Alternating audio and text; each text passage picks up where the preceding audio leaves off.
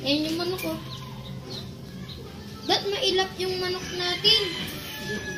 Ay, dyan lahat ng kalpate.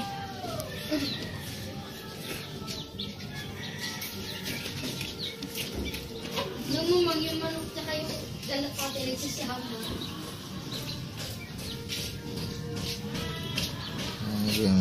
Yan na yung tatlong manok ko.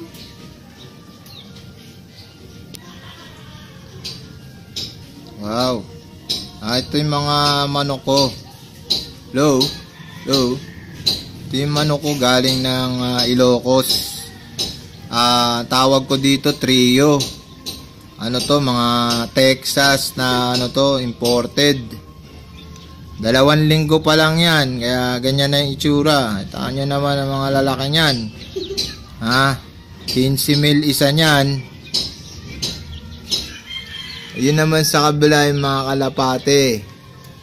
Pinakamababang kalapate ko, Belgium. Belgium, tsaka Iraqi na kalapate. Mga cross country flyer tong mga to, mga hybrid yan lahat. Kaya pinakakawalan ko lang yan dyan.